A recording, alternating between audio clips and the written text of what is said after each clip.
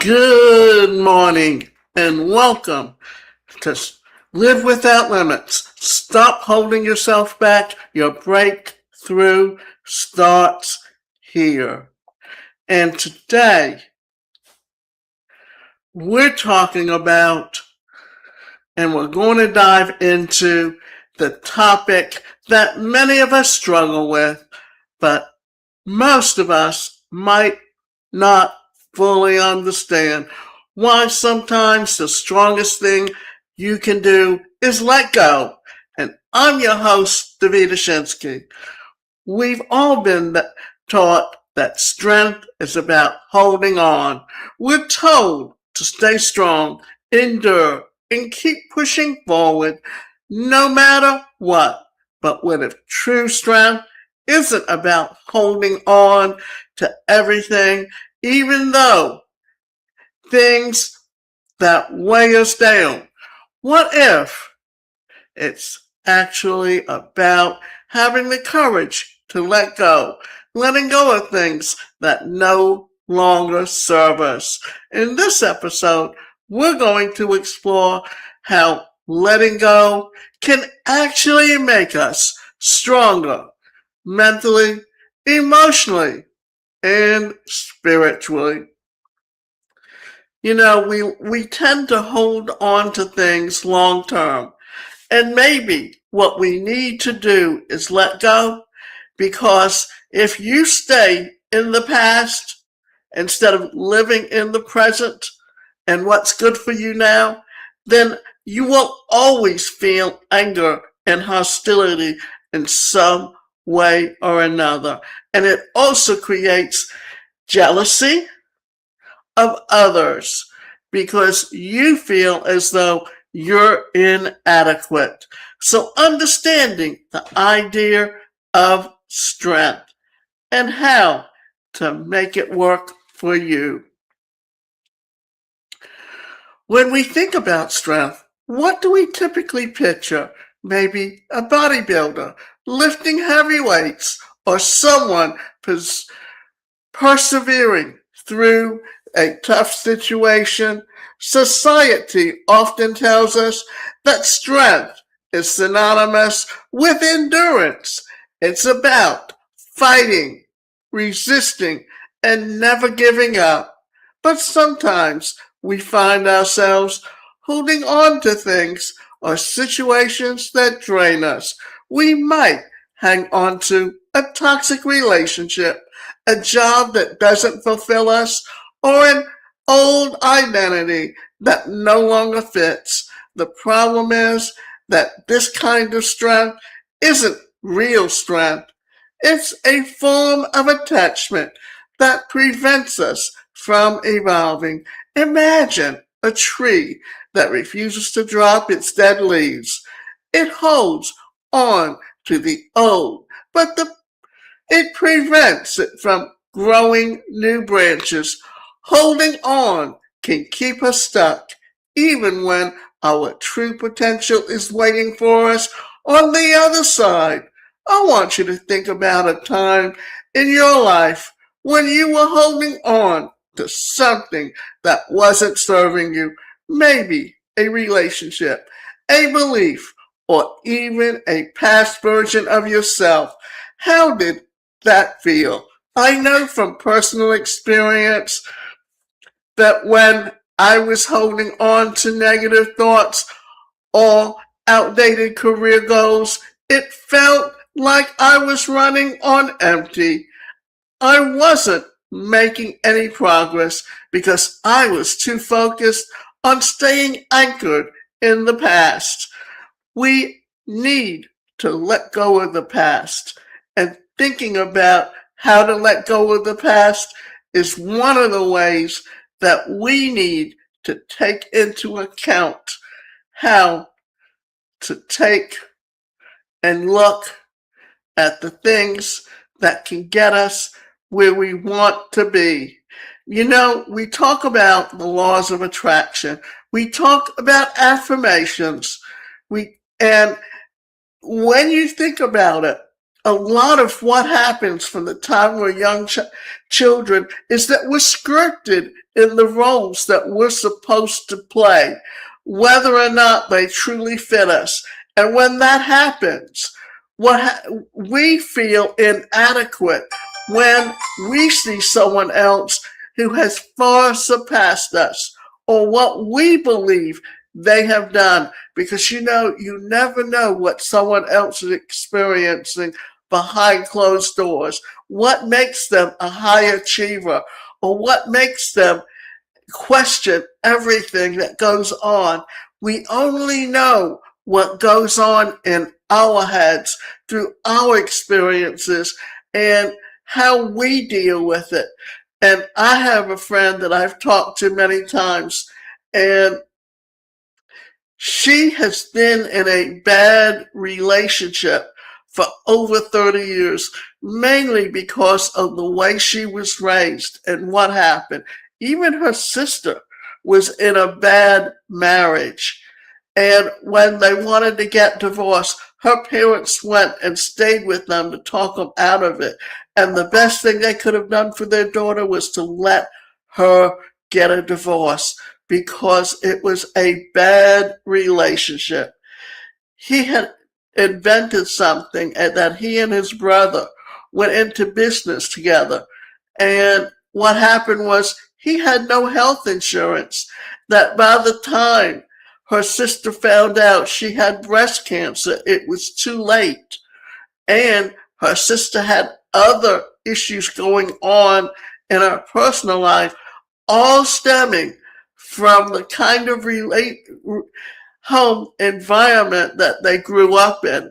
And it's so sad, but sometimes we have to take a look at the environment that we have as children and how it plays on our heads and how we end up repeating the same patterns in relationships. And how do we expect to change that, to make our lives better, to have healthy relationships? The first thing you have to do is be willing to recognize it. And if it means getting rid of the people in your lives that are toxic, it's the best thing you can do with them. I literally would have nothing to do with my baby sister if it wasn't for the fact that she controls the estate, and to some degree I depend on her. But if I didn't, she and I would have no relationship, because she's petty, she's jealous, she steals, and all of this stems from that she's just exactly like my mother. And it goes back to my grandmother.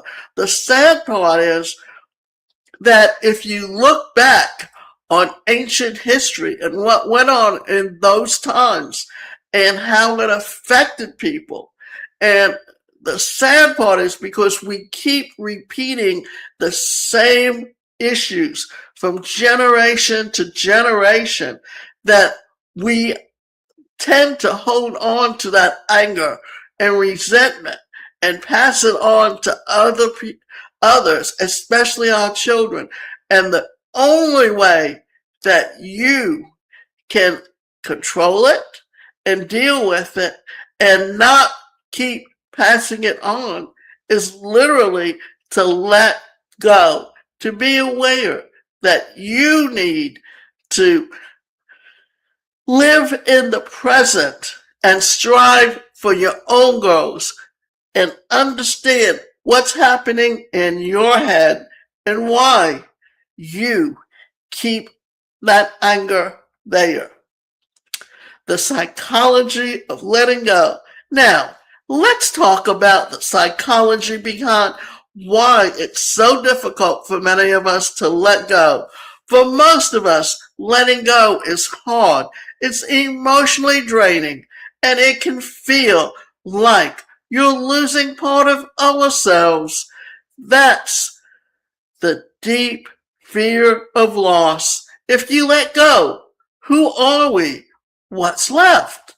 A lot of us come from our attachment to certain things, to people, or even identities. Attachment theory, a concept from psychology, suggests that we develop deep emotional bonds early in life that can impact how we handle relationships and experiences later in life.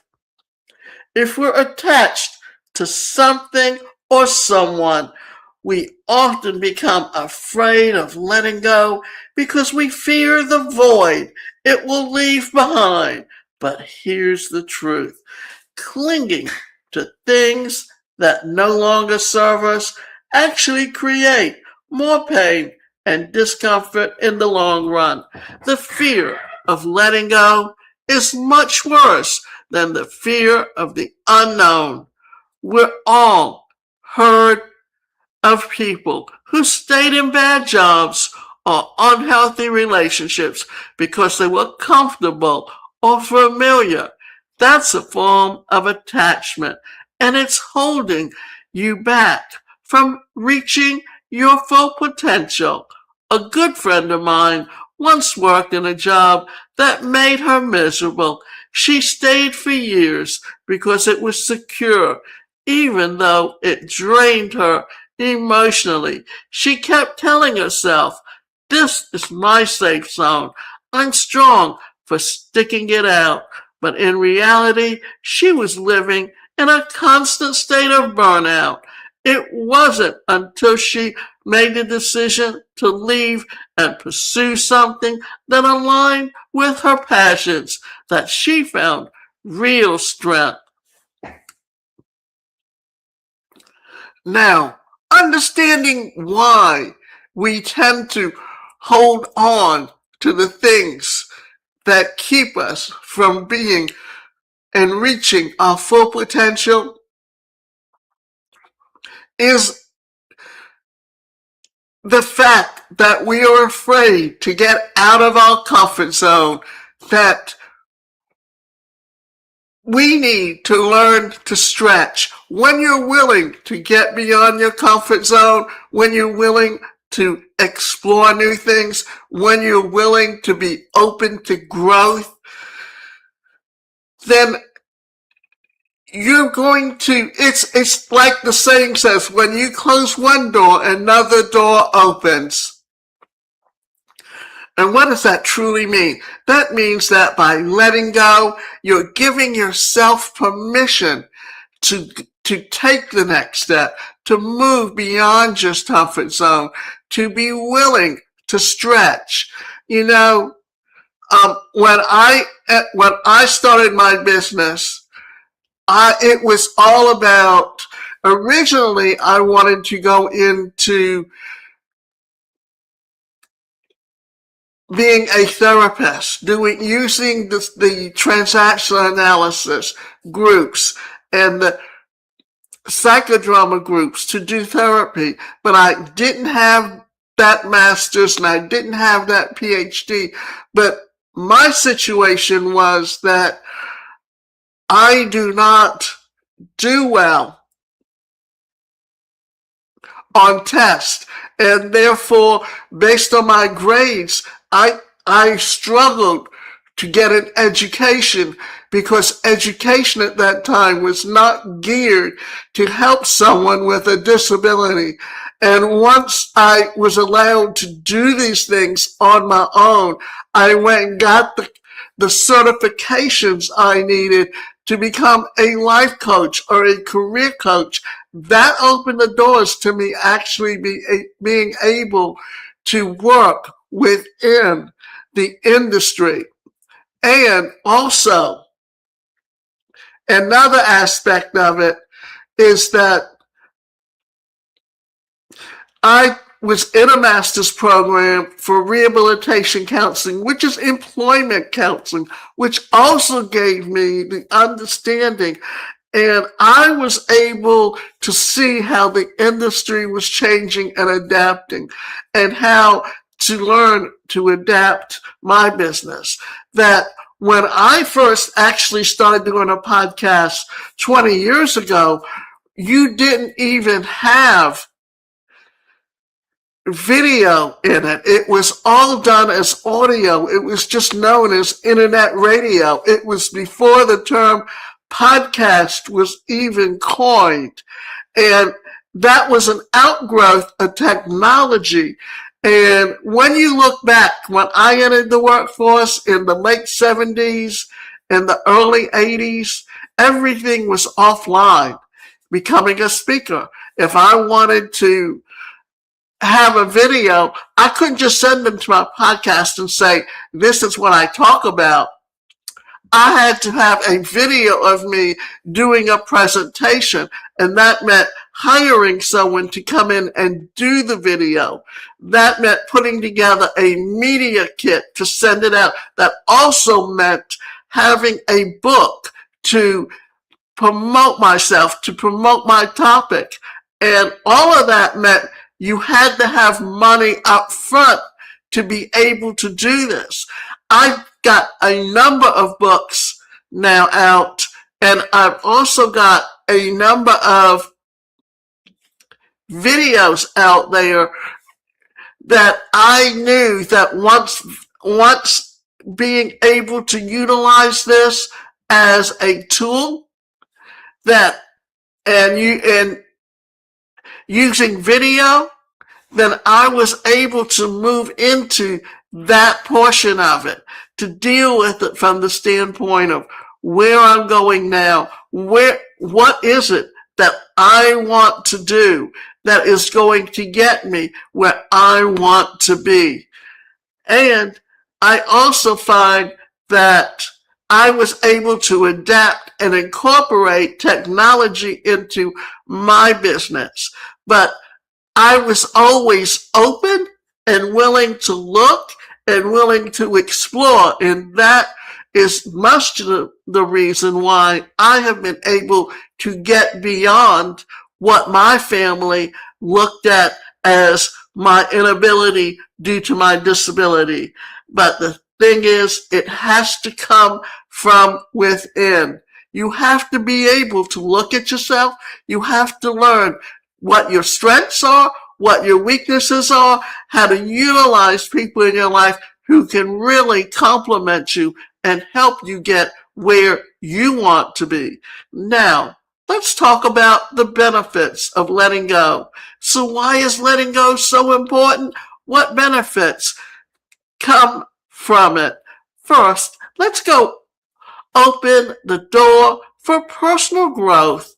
When we release things that are holding us back, we create space for new opportunities, new ideas, new relationships, and the best part, we create room from personal transformation. We've all been there, right?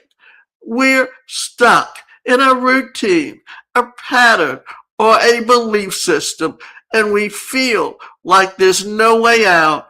But the moment we let go, something amazing happens. We give ourselves the freedom to grow and evolve.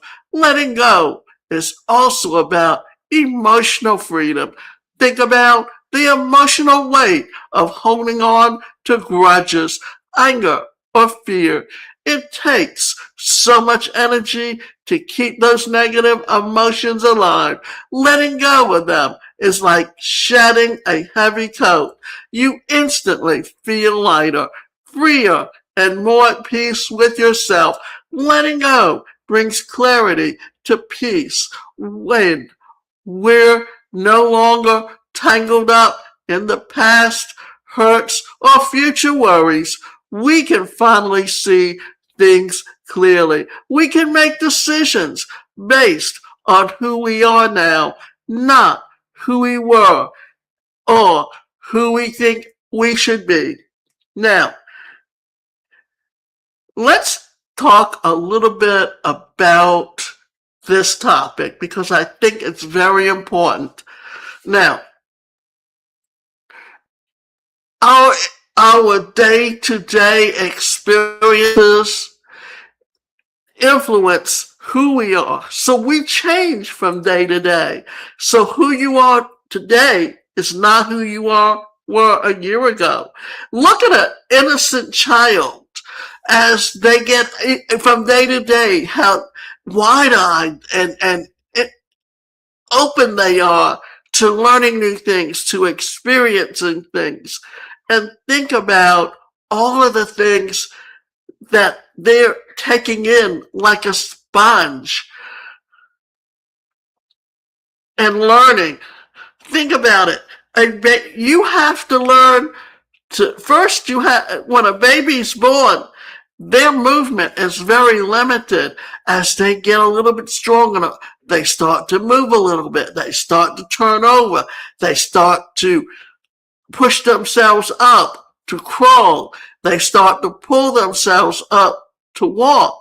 And they're so fearless, you have to watch them 24/7 because they can easily get themselves in trouble. How many times have you heard someone that their child got out the door and went to the lake and drowned? Or they went to the pool and got in the pool and drowned. It's because they don't fear anything at that age. They don't understand. That's why we have to be very protective of someone at that age until they learn what they can do and what they can't do, so that we can give them the strength and the knowledge to be able to make the right decisions. So how to let go, some practical tips. Now, let's get some practical. How can we actually begin the process of letting go? Acknowledge and accept. The first step is to acknowledge that you're holding on to something that is not serving you. Sometimes we stay in denial about it, but once we can accept that something isn't working, we can begin to take action, reflect, and journal. Journaling is an amazing tool for processing your feelings. Write about what you're holding on to and why it's so hard to let go. What would your life look like if you could release this? Reflect on how this attachment is keeping you stuck. Forgive yourself and others. Forgiveness isn't about letting someone else off the hook. It's about freeing yourself. When you forgive, you release the hold and that anger or resentment has on you. Start with forgiving yourself for staying in situations longer than you should have. Set boundaries. Letting go doesn't mean you have to completely sabotage with people or situations. Sometimes it's about setting healthy boundaries. Maybe you're still attached to a person, but need to set limits. Embrace the unknown. The fear of letting go is really about the fear of what is next. But life is full of new possibilities. Instead of fearing what you're losing, embrace what you're gaining. Sometimes the best things in life come when we step into the unknown with an open heart and mind. I want you to pause right now and think about one thing that you've been holding on to. Maybe it's an outdated belief, a toxic relationship, or an unfulfilled dream. Write it down. Now ask yourself, what would it feel like to release this? What would it free up in my life? And talk to yourself. You know, I think it's a lost art that, and I can remember many a times when I'm alone, I will go and be inside myself, thinking and dealing and facing up to the things that I went through and how it affected me and how I can change.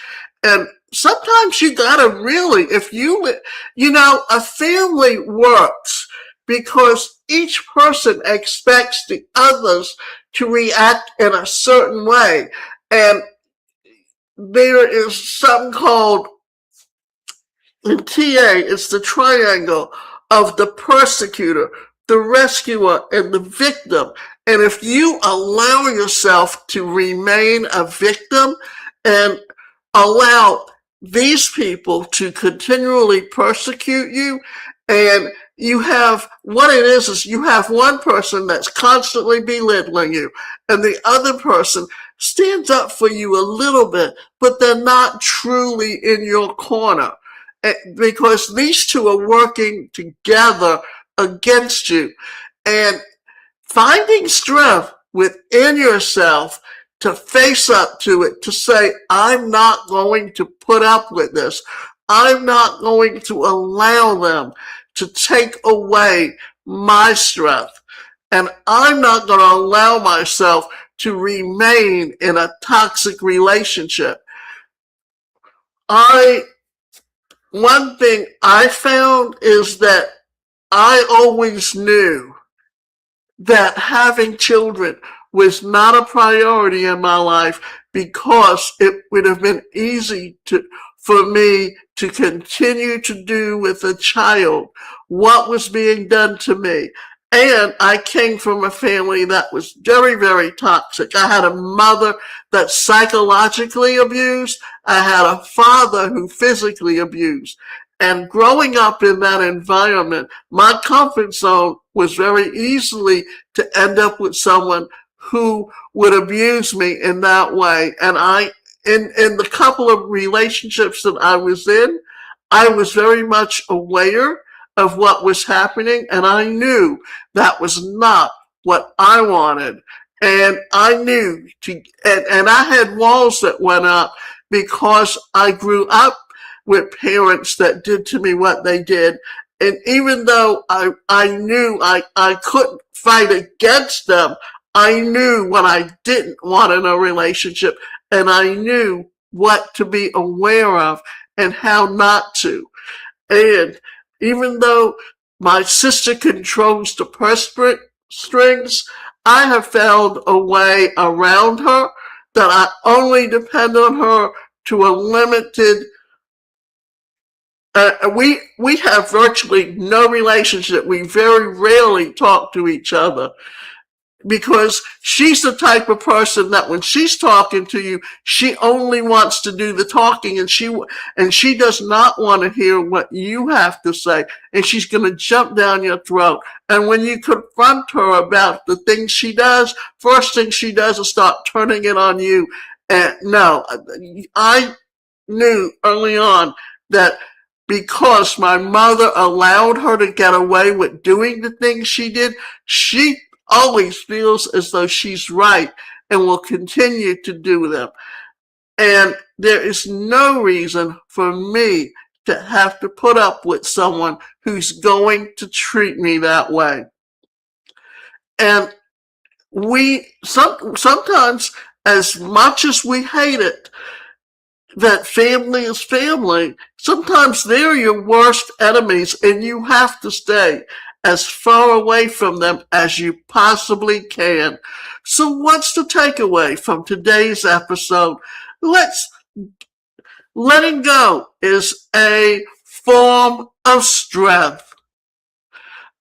It's the kind of strength that allows us to move forward, to evolve, and to create the life we truly want. It might not always be easy, but it's always worth it. If there's something in your life that you've been clinging to, I encourage you to consider letting go. Because, let me say it this way, As always, remember that your journey is your own and you have the power to shape it. So thank you for tuning in today. So until next time, live without limits and remember, sometimes the strongest thing you can do is let go. If you're ready to release something in your past that's keeping and holding you back, I'd love to hear from you. So reach out and share your story and let's start the journey of transformation together because only you can control your future.